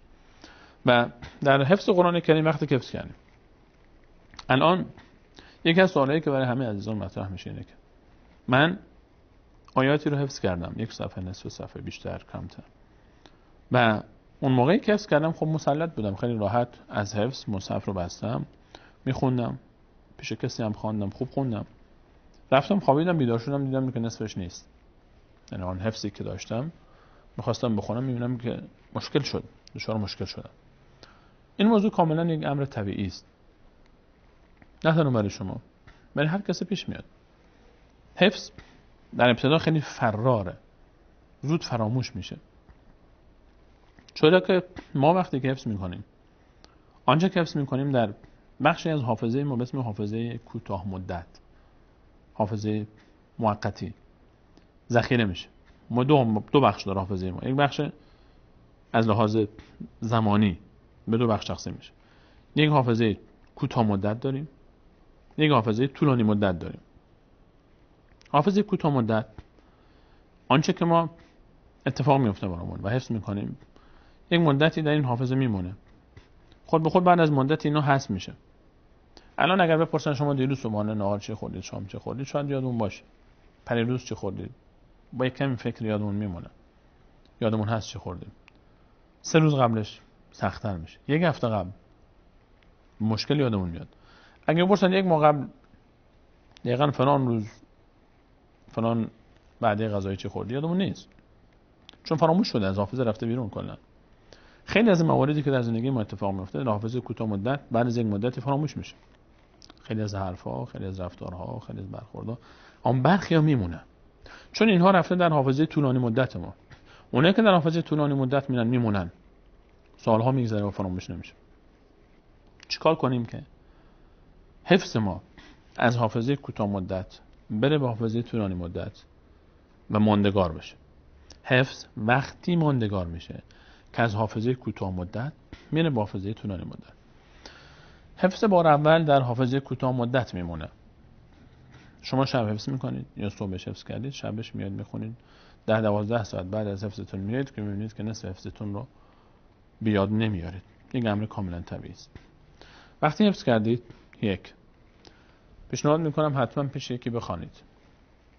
الان شما یک صفحه حفظ کردید یا نصف صفحه، حتما همون روزی که حفظ کردید، همون شبی که حفظ میکنید، در فاصله 24 ساعت پیش رو، حتما، بازم تاکید میکنم، حتما ولو اینکه شما استاد تجویدید، ولو اینکه شما در روخانی قرآن کریم کاملا مسلطید، شما هیچ مطمئنید که درست میخوانید از رو، بازم برید بخوانید، پیش کسی بخوانید تا شما گوش بکنه. چرا؟ این کار چند تا فایده داره. یکی سبب میشه تا شما حفظتون تقویت بشه. وقتی ما پیش خودمون میخونیم فرق میکنه این خواندن تا وقتی که میریم پیش کسی دیگری میخوانیم و او از ما گوش میکنه. وقتی کسی از ما گوش میکنه با دقت بیشتری میخونیم، با استرس احیانا میخونیم، توجه بیشتری میکنیم و بهتر میخونیم، سعی میکنیم که با دقت بیشتری بخونیم و احیانا اشتباه میکنیم، احیانا دچار اشتباه میشیم، فراموش میکنیم. این وقتی فراموش کردیم جا میخونیم اصلا چی شد، چرا؟ فکر به تکاپو و جنبش میفته و حرکت میکنه و بعد از اینکه پیش اون بخونیم دوباره بیایم پیش خودمون بخونیم میبینیم که خیلی تغییر کرده است، کمک میکنه ما. دوم، خیلی وقتا کسی که حفظ میکنه ولو اینکه با ترجمه قرآن مسلط باشه احساس میشه که کلماتی فتحه و کسره و ضمه رو جابجا یاد گرفت.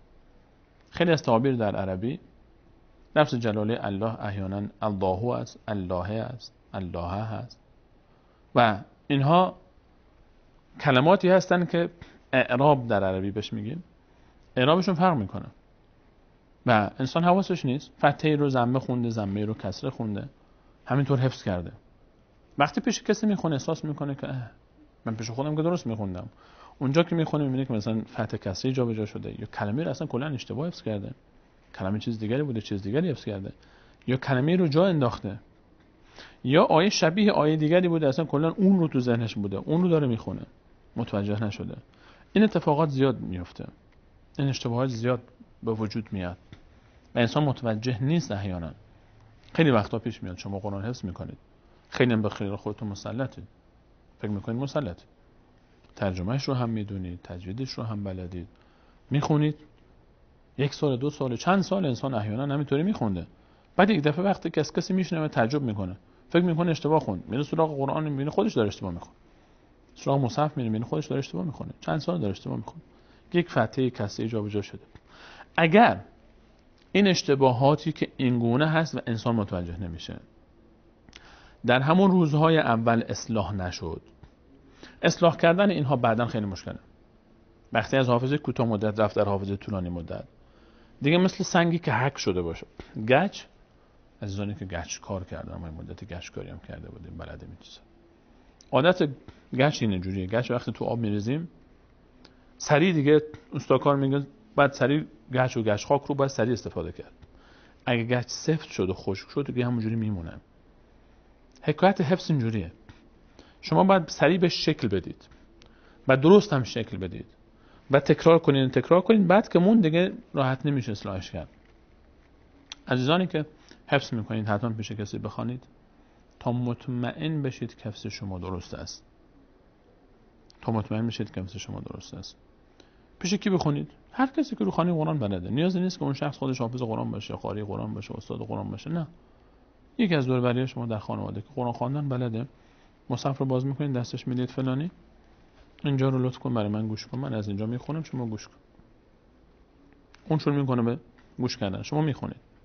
بهشم بگید اگر من جای گیر کردم، توقف کردم، سریع نگو، بگذار که من خودم فکر بکنم، بگذار که شما فکر بکنید. میخونید و بعد کسی که از شما گوش میکنه روخانی بلد باشه. مطمئن شدید؟ بعد کافی است. عزیزانی که کسی رو ندارن که گوش بکنن، وقتی حفظ کردید صدای یکی از قاریانی که دسترسی دارید به صدای اون در اینترنت فراوان است، شیخ حذیفی، شیخ منشاوی، شیخ خلیل الحصری، امثال اینها، یک بار بشنوید همون آیاتی رو که حفظ کردید، اون بخونه شما گوش کنید، صدای اون قاری رو میارید، همون آیات رو میخونه شما گوش میکنید. این برای کسانی است که احیانا کسی دور برشون نیست، کسی رو ندارن که از اونها گوش بکنه. بعضی وقتا میشنویم عزیزانی میگن که من کسی نیست پیش من گوش بکنه. این کارو شما میتونید بکنید، صدای یک قاری رو بیارید، زیاد گوش نکنید صداش رو، یک بار دو بار فقط به خاطر اینکه مطمئن بشید که تلاوتتون درست هست و بعد کفایت میکنه. آنچه شما الان حفظ کردید پیش کسی میخونید، حتما باید بخونید تا مطمئن بشید که درست حفظ کردید. وقتی که خوندید فردا، الان ما حفظ میکنیم شب، صبح بیدار میشیم میبینیم که سخت شد برام، بعد تکرارش کنیم. در روزهای اول یعنی بین 7 تا 10 روز اول، از 1 هفته تا 10 روز، هر روز درس های 10 روز گذشته رو باید بخونید. این یه قانونه. الان من یک آیاتی حفظ کردم، از آیه 1 تا 10 سوره رو حفظ کردم، مثلا مؤمنون. خب این آیه 1 تا 10 رو امروز حفظ کردم، فردا از 10 شروع میکنم تا 20 حفظ میکنم. خب یک وقتی رو میذارم برای حفظ آیات جدید. آیات قبلی چی میشه؟ آیات قبلی رو باید بخونید. آیات 1 تا 10 الان شما هر درسی که امروز حفظ میکنیم، من امروز الان امشب نشستم شروع میکنم با آیات جدید حفظ میکنم. 1 تا 10 سوره مؤمنون رو مثلا به عنوان نمونه حفظ کردم. الان که حفظ شدم چندین بار خوندم، از حفظ مسلطم، در ذهنم راضی هستم، حفظم میگم الحمدلله، خلاص دیگه این 10 تا تمام شد. فکر نکنید که همین 10 تا آیه قرآن رو که حفظ کردید دیگه هیچ وقت از ذهن شما نمیره. نه، اگر در 1 هفته تا 10 روز پیش رو مواظب اینها نبودید کلا بس یادتون میره. چیکار کنیم بمونه؟ فردا که بیدار شدید اولین کاری که میکنید شروع میکنید به خوندن این 10 تا آیه از حفظ. مصحف رو باز نمیکنید، شروع میکنید اعوذ بالله من الشیطان الرجیم، بسم الله الرحمن الرحیم، از تصویری که در ذهنتون دارید، اون سیاهی که در ذهنتون هست. قد افلح المؤمنون الذين هم في صلاتهم خاشعون والذين هم عن اللغو معرضون والذين هم للزکاة فاعلون. یادتون نمیاد بعدش. مثلا یک دفعه یادتون نمیاد بعدش چی بود. بعد از این آیه چی بود؟ فکر میکنید که چی بود بعدش. بعدش والذین هم للزکاة فاعلون دیگه چی بود بعدش؟ فکر میکنید که چی بود. سریع ندید سراغ مصحف. نشد، یادتون نمیاد، دوباره میخونید از اول. این روش خواندن حفظ قرآن همیشه همه جا. هر وقت شما قرآن رو از حفظ میخونید باید اینطور بخونید. مصحف جلوتون بسته است، شروع میکنید به خواندن، هر چقدر بلدید میخونید، گیر کردید دوباره برگردید، تلاش کنید یادتون بیاد چی بود. سریع ندید سراغ مصحف باز کنید که چی بود. نه، و مصحف هم جلوتون نباید باز باشه. تکرار حفظ قرآن نباید از روی قرآن باشه. شما حفظ شما در ذهن شماست. مصحف شما آن چیزی است که در ذهن شما نقش میبنده. هر آیه‌ای رو که حفظ کردید و هر سوره‌ای رو که حفظ کردید دیگه نباید به سراغ مصحف برید در اون آیات و اون سوره ها. اگر رفتید دیگه حفظتون دیگه معنایی نداره. یعنی چی شما حافظ قرآنید و شروع میکنید از رو خواندن؟ فرق شما با بقیه چیه؟ حفظ کردید به خاطر چی؟ و اگر این حفظ رو فعال نکنید و بهش اعتماد نکنید و بهش فشار نیارید تا بارور بشه، فراموش میشه خود به خود. شما هیچ استفاده نمی‌کنید. اگر شما خیلی از عزیزان مینارن که ما حفظمون ضعیفه. چرا؟ وقتی که بررسی می‌کنه می‌بینی وقتی میخواد بخونه آنچه که حفظ کرده رو مصحف جلوش بازه، میخونه یک آیه رو بالا نگاه میکنه میخونه، بعد که گیر کرد نگاه میکنه پایین رو از رو میخونه، یک دو آیه از رو میخونه، یک چند آیه از این طرف از حفظ میخونه، دو آیه از رو میخونه، دو آیه از حفظ میخونه. این که نشد. اینطوری نمیشه. آنچه شما حفظ کردید، هر چقدر حفظ دارید بلا استثناء، از روز اول بعد این کار رو کرد. حالا اون عزیزانی که تا این کار نکردن باز میپردازیم بهش چیکار کنیم. از روز اول هر درسی که حفظ کردید، هر چی که حفظ میکنید رو از حفظ میخونید. فقط یک جایی میشه انسان واقعا نمیتونه دیگه، یعنی فراموش میکنه، شک میکنه، نمیدونه که درست شد نشد، چی بود بعدش نشد. تلاش کنید یک بار، دو بار، سه بار ذهنتون رو مجبور کنید تا فکر چی بود، این ذهن رو خسته کنید تا با دقت و با اشتیاق بره سراغ آن چیزی که نمیدونسته چیه این الان که من موندم توش. بعد باز کنید همون جایی رو که مشکل داشتید، فقط همون قسمت رو، همون رو نگاه میکنید. اینجا من گیر کرده بودم، اینطوری بود. بعد دوباره میبندید مصحف رو، همون رو دوباره از اول میخونید. الان رد میشه دیگه، اینجوری یاد گرفتید. میرید بعدی. این شکل برخورد با اشتباهات و فراموشی های ذهن سبب میشه این شکلی که شما فکر کنید و باز فکر کنید و باز فکر کنید، خسته بشه، بعد بره به سراغ کنجکاو میشه که این چی بود. وقتی رفت سراغ نسخه و نگاه کرد، دوباره برگشتید، دوباره این رو اصلاح کردید، دیگه به راحتی فراموش نمیشه. این دیگه این اشتباه دیگه به راحتی تکرار نمیشه، در ذهنتون حل میشه، مشکل میمونه. به شرطی که بهش فشار بیارید، چند بار تشنه بکنید اون رو برای یادگیری، بعد برید سراغ یادگیری. اما اگر همین که خوندید قد افلح المؤمنون الذين هم في صلاتهم خاشعون، مصحفم جلوتون بازه، قد افلح المؤمنون الذين هم في صلاتهم خاشعون والذين هم عن اللغو معرضون والذين هم للزکاة فاعلون، بعد نگاه میکنید والذين هم لفروجهم حافظون، بعدش یادتون میره، بعد نگاه میکنید والذين الا على ازواجهم او ما ملكت. اینجوری نمیشه. هر عزیزی که به این شکل داره قرآنش رو میخونه از حفظ، فکر میکنه داره از حفظ میخونه، قرآن جلوش بازه، یک خط رو از حفظ میخونه، 5 خط رو از رو میخونه، 2 خط رو از حفظ میخونه، 8 خط رو از رو میخونه، این حفظ نیست. باید تجدید نظر کرد در این روش. حفظ شما، بار دیگر تاکید میکنم، آن چیزی است که در ذهن شماست. میبندید مصحف رو شروع میکنید به خوندن. من مشکل دارم نمیتونم. خب چند تا آیه رو که میتونید، 2 آیه بخونید، سومی رو گیر کردید، تکرار یادتون نمیاد، فقط سومی رو نگاه میکنیم، دوباره میبندیم، دوباره میخونیم، سومی رو رد کردیم، میرسیم به 7 8 9، دوباره گیر کردید، دوباره فکر میکنید، باز فکر میکنید و باز فکر میکنید. یادتون اومد رد میشید، یادتون نمیاد همون آیه رو فقط نگاه میکنید، دوباره میبندیم، دوباره میشه. به این شکل از خواب که بیدار میشم این کارو میکنم، میخونم. وقت نمیگیره اونقدر. حالا من چون زیاد شرح میدم وقت گیر است، وگرنه یک صفحه رو نهایتش 5 دقیقه بیشتر وقت نمیگیره. این شکل میخونیم یک بار از حفظ، دوباره از حفظ میخونیم، چند باری میخونیم. بعد بین فاصله صبح تا ظهر برخی ها میان صبح میشینن میخونن همینجور مصحف هم جلوشون بازه، 40 بار 50 بار 100 بار میخونن. خب حفظ میشه بالاخره. هرچی این حافظه حرکتی اینجا دیگه، حافظه حرکتی زبان ورد زبان میشه، حافظه حرکتی حفظ میکنه.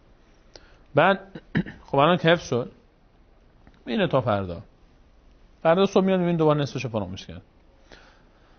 به جای اینکه ما یک بار بنشینیم و 50 مرتبه بخوانیم، میایم همین رو در طول روز به جای 50 مرتبه 20 مرتبه میخونیم، 10 مرتبه میخونیم، اما با فاصله های زمانی. الان من صبح خواندم، به این شکلی که گفتم میخونیم از حفظ، هر جور گیر کردیم فکر میکنیم، بعد نشد نگاه میکنیم، دوباره برمیگردیم از حفظ میخونیم.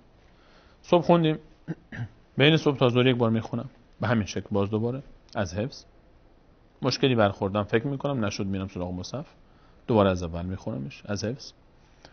بعد از ظهر دوباره میخونم صبح، بین صبح تا ظهر، بعد از ظهر، بعد عصر، بعد مغرب، قبل از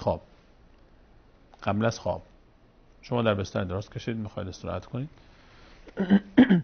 بعد پوزش میخواید استراحت کنید و میخونید، تکرار میکنید، در ذهنتون تکرار میکنید.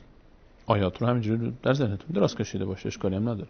شرعاً هم اشکالی نداره که شما دراز کشیده هم باشید در بستر خواب، ولی اینکه وضو هم نداشته باشید و میخواید بخونید. این الذين يذكرون الله قیاما و قعودا و علی جنوبهم. علامه تا میفهمند کسانی هستند از بندگان من که الله تعالی رو ایستاده و نشسته و دراز کشیده یاد میکنه. در بستر آیاتی رو که حفظ کردید، آخرین آیاتی که حفظ کردید رو میخونید از حفظ. سعی کنید آخرین آیاتتون همیشه وقتی که میخوابید همین آیات رو بخوانید، هی تکرار کنید. شما به خواب میرید اما ذهن شما درگیر است با این آیات تا صبح، و صبح که از خواب بیدار میشید احساس میکنید که راحت تر شده براتون کار. روز اول 4-5 بار میخونیم با فاصله های زمانی. باز تاکید میکنم با فاصله های زمانی. این کار به خاطر چی انجام میشه؟ به خاطر اینه که ما حفظمون رو از حافظه کوتاه مدت منتقل کنیم به حافظه طولانی مدت، چون هی تکرار میکنیم. یک بار اگه شما 50 بار بخونید صبح، انقدر تاثیر نداره که 5 بار بخونید با فاصله های زمانی در طول روز. اینو خیلی دقت کنید عزیزان. حفظ جدید رو با فاصله های زمانی بخوانید در طول روز. 4-5 بار حداقل صبح، ظهر، بین صبح تا ظهر، عصر، مغرب، عشا، قبل از خواب. امروز که حفظ کردید، فردا همین درس رو، اون درس جدید به جای خود درس دیروزی که حفظ شده رو امروز من باید 5 بار اول بخونم، بعد درس جدید حفظ میکنید. فردا همین تامل رو با درس جدید هم داریم و هر روز، حالا مثلا امروز 5 بار بود، بعد میشه روز بعدش میشه 4 بار، بعد میشه 3 بار، کمتر میشه روز به روز چون آسان تر میشه. در 10 روز پیش رو قانون، در 10 روز پیش رو 10 درس آخر رو هر روز باید بخونید. الان من میخوام سوره اول، مثلا شما از بقره تا شروع کردید، صفحه اول رو حفظ کردید، صفحه دوم رو فردا حفظ میکنید، صفحه اول رو هر روز میخوانید، صفحه دوم رو هم هر روز میخوانید، صفحه سوم رو شروع کردید حفظ کردن، اول دوم سوم رو هر روز میخوانیم، صفحه چهارم شروع شد حفظ کردن، اول دوم سوم چهارم رو هر روز میخوانیم، صفحه پنجم شروع شد حفظ کردن، اول دوم سوم چهارم و پنجم هر روز میخوانیم تا 10 صفحه. اگر روز یک صفحه حفظ میکنید، اگر روز نصف صفحه حفظ میکنید، تا 5 صفحه رو هر روز باید بخوانید. هر روز 5 صفحه آخر رو میخوانید، هر روز. به همین شکلی که گفتم. اگر این کار رو انجام بدیم با دقت و با همین شیوهی که من گفتم، یقین بدانید، اینو بر حسب تجربه میگم و خودتون هم حتما این رو عزیزانی که حفظ کردن تجربه کردن. اگر درس جدید رو خوب حفظ کنید با دقت و در 10 روز پیش رو خوب تکرارش کنید با دقت، کار سختی نیست. از خیلی از وقت‌های مورد میشه استفاده کرد. میگم حالا از چه وقت‌های بیشتر استفاده کنید. اگر در 10 روز پیش رو درس‌های جدید رو، درس 10 روز گذشته رو هر روز تکرار کنیم، بعدش این حفظ از کوتاه مدت منتقل میشه به طولانی مدت و این حفظ خوب میمونه برای شما. این حفظ میمونه برای شما، ولو اینکه به خاطر تنبلی، به خاطر مشغله کاری، به خاطر کوتاهی انسان در ماهای پیش روش بعداً جزهای دیگر رو شروع کرد به خواندن و حفظ کردن، اینها ازش موند، اما خوب حفظ کرده بود، خوب تکرار کرده بود در 10 روز بعد از حفظ، هر روز با دقت، ولو اینکه بعدها کلا فراموش هم بکنه این حفظ رو، شاید این اتفاق بیفته.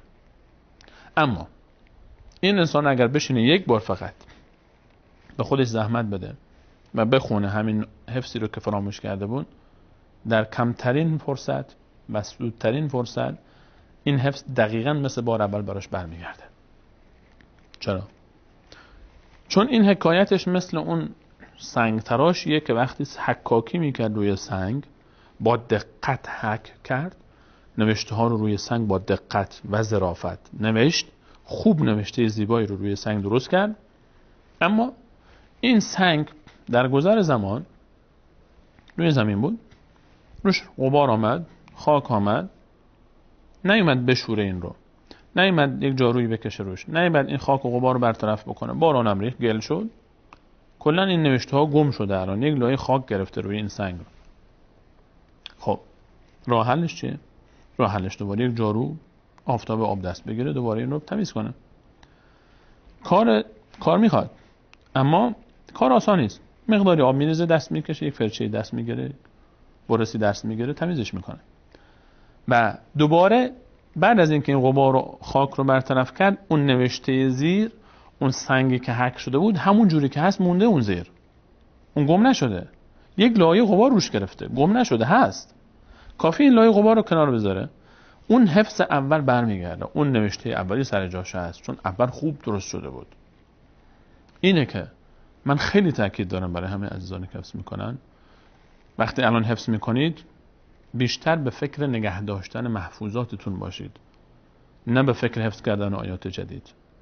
نگه داشتن آیاتی که شما حفظ کردید مهمتر است از حفظ کردن آیات جدید.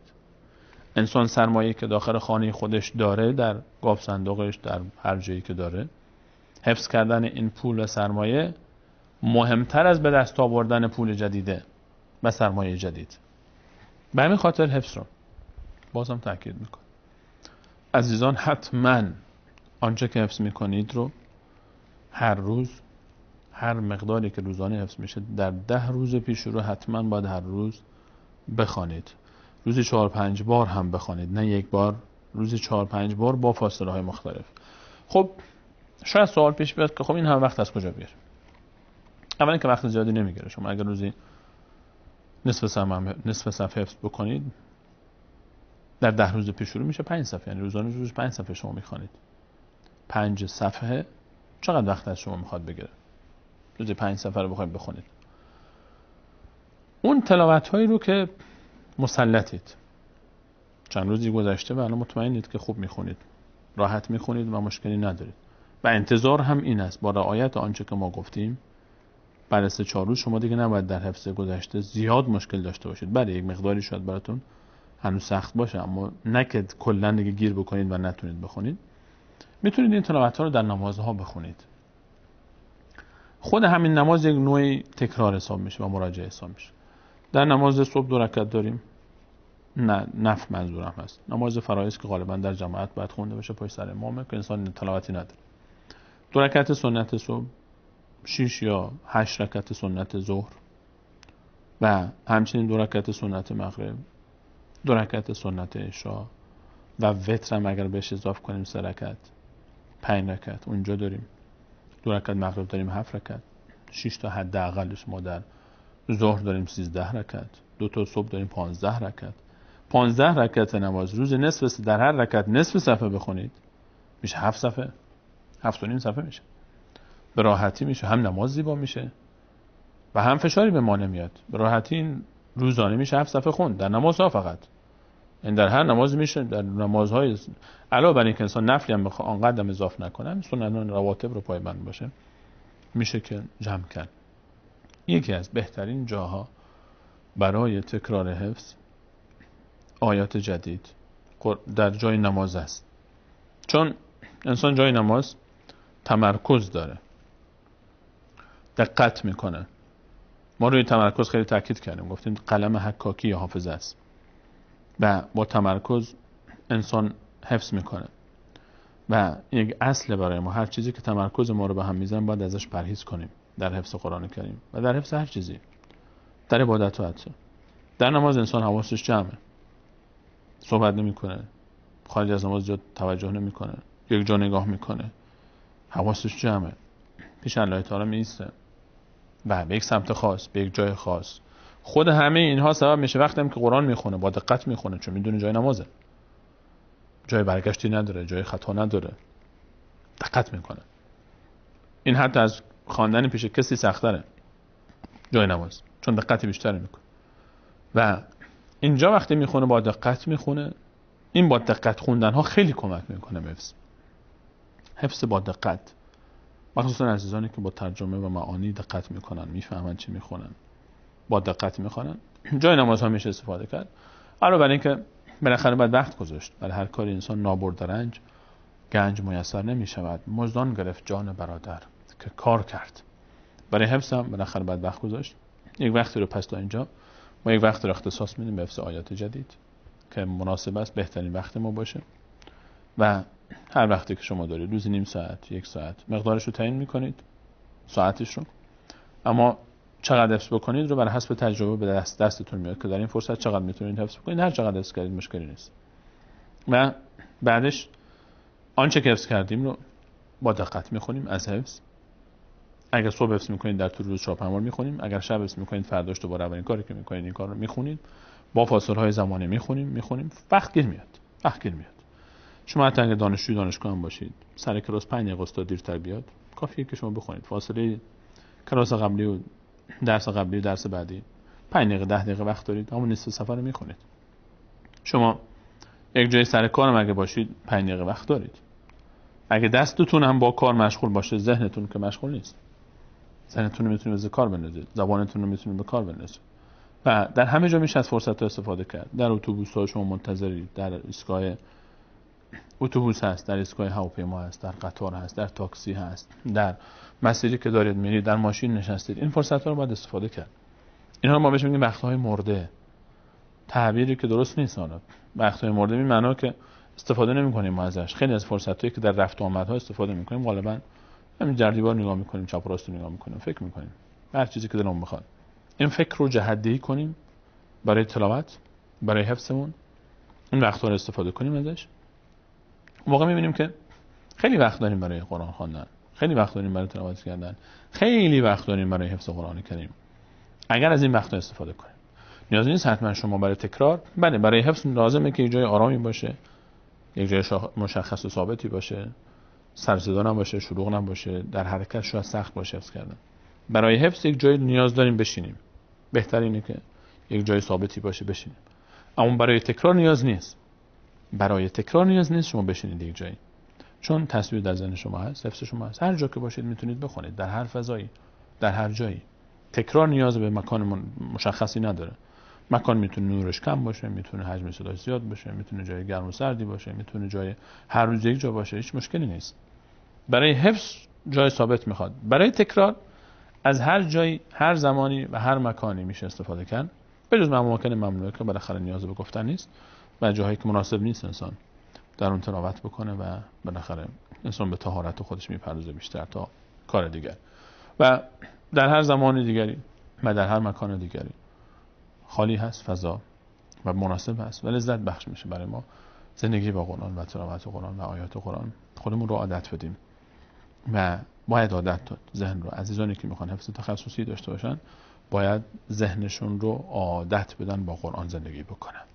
انشاءالله این کار سخت نخواهد بود و بر حسب تجربه جاد خواهد شد. وقتمون به پایان رسید و بیانی الله متعال انشاءالله در برنامه بعد با همراه شما عزیزان با صحبت خواهیم کرد درباره نکات دیگری موضوع درباره حفظ قرآن کریم. من دوست داشتم درباره شماره‌های صفحات هم اشاره داشته باشیم که فرصت اجازه نداد. ان شاءالله در برنامه بعد به الله متعال صحبت خواهیم کرد درباره تکرار آن جزء هایی که ما حفظ کردیم قبلا. اون عزیزانی که بیش از یک جزء حفظن، حالا کسانی که تو یک جزء حفظن هر روز میتونن بخونن، اما وقتی از یک جزء بیشتر بشه شاید دیگه نشه هر روز خواند. 2 جزء، 3 جزء، 5 جزء، 10 جزء، 15 جزء، چقدر باید بخونن روزانه، چطور بخونن، چه وقتهایی بخوانن. اینها رو صحبت خواهیم کرد به تفصیل و یک برنامه مرتب ان شاء الله خواهیم گذاشت تا بتونیم حفظمون رو نگه داریم که سرمایه دنیا و آخرت ماست و از اون استفاده بکنیم. درباره شماره آیات و صفحات عزیزانی که صحبتی دارن و سوالی دارن حتما ان شاء الله برنامه بعدی رو بیننده باشید. بیاری الله متعال اگر لقا و بقا مقدر بود درباره این موضوع هم صحبت خواهیم کرد. تشکر میکنم از اینکه تا این لحظه یاری یاور برنامه خودتون بودید و بیننده برنامه خودتون. و تشکر خاص دارم از احمد جان کارگردان محترم برنامه و فرید جان و محمد جان که پیوسته تلاش میکنن تا این ارتباط قرآنی بین ما و شما برقرار باشه. از الله متعال بر همه گذشتگانمون بخشش، رحمت و مغفرت رو خواهیم و برای خودمون خدمت به قرآن کریم، عمل به آن، تفکر و تدبر و مرگ در مسیر قرآن کریم رو و این کار بر الله متعال سخت نخواهد بود. تا برنامه بعد همه شما خوبان عزیزان رو بر الله متعال میسپارم. الله یار و نگهدار شما.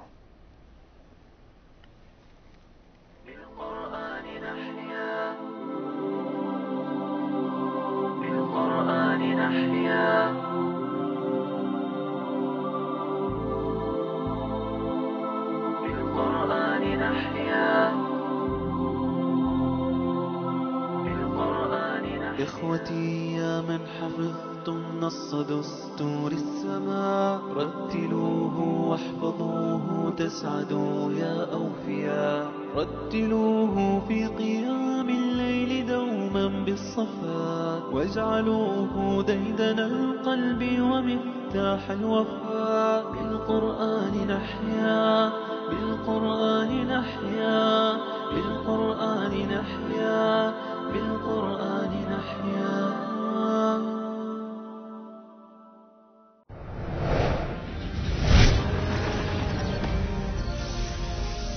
شبکه جهانی ندای حق. شما بینندگان عزیز می توانید شبکه جهانی ندای حق را بر روی فرکانس های زیر مشاهده نمایید.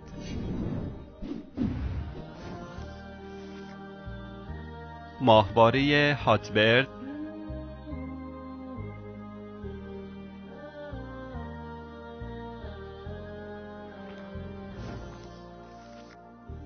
ماهواره یوتلسات 7،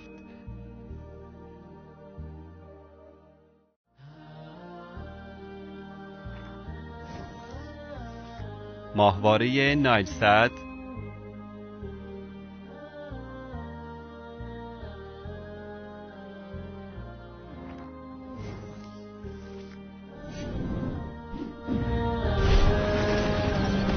شبکه جهانی ندای حق.